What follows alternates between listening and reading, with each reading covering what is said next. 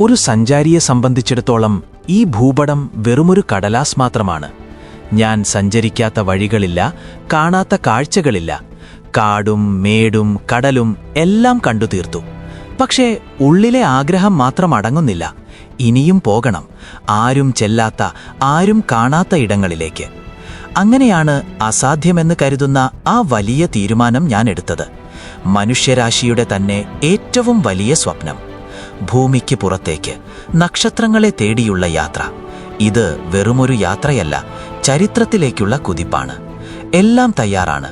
ഇനി ആകാശത്തേക്ക് ഉയരാൻ നിമിഷങ്ങൾ മാത്രം. ഭൂമിയിൽ നിന്ന് അകന്നു പോകുന്തോറും കാര്യങ്ങൾ കൂടുതൽ ഗൗരവമാവുകയാണ്. ചുറ്റും കറുത്തിരുണ്ട ശൂന്യാകാശം മാത്രം. താഴെ കോടിക്കണക്കിന് മനുഷ്യർ വസിക്കുന്ന നമ്മുടെ പ്രിയപ്പെട്ട ഭൂമി വെറുമൊരു നീല പൊട്ടുപോലെ അകലേക്ക് മായുന്നു. മനസ്സിൽ പേടിയുണ്ടോ എന്ന് ചോദിച്ചാൽ ഉണ്ട്. പക്ഷേ ലക്ഷ്യസ്ഥാനം അടുത്തെത്താറായി. ഇതാ ചന്ദ്രൻ, കവികൾ വർണ്ണിച്ച, നമ്മൾ എന്നും കൗതുകത്തോടെ നോക്കി നിൽക്കുന്ന ആ വെളിച്ചം.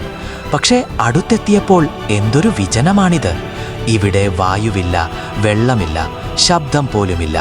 എല്ലാം മരവിച്ചു നിൽക്കുന്ന പോലൊരു ലോകം. ഭയപ്പെടുത്തുന്ന ഏകാന്തത. ഓരോ ചുവട് വയ്ക്കുമ്പോഴും ഹൃദയമിടിപ്പ് കൂടുകയാണ്. നൂറ്റാണ്ടുകളായി ആരും സ്പർശിക്കാത്ത മണ്ണ്. ഇവിടെ നമ്മൾ എന്തത്ഭുതമാണ് കണ്ടെത്താൻ പോകുന്നത്?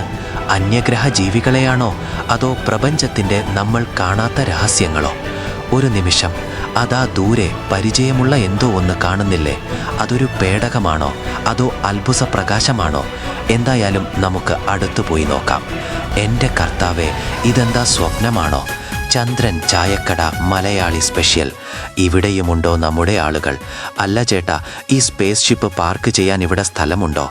മനുഷ്യൻ എവിടെ പോയാലും, എന്തിന് ചന്ദ്രനിൽ പോയാലും അവിടെ സ്വാഗതം ചെയ്യാൻ ഒരു മലയാളിയും കാണും, കടുപ്പത്തിലൊരു ചായയും കാണും എന്നത് സത്യമാണ്.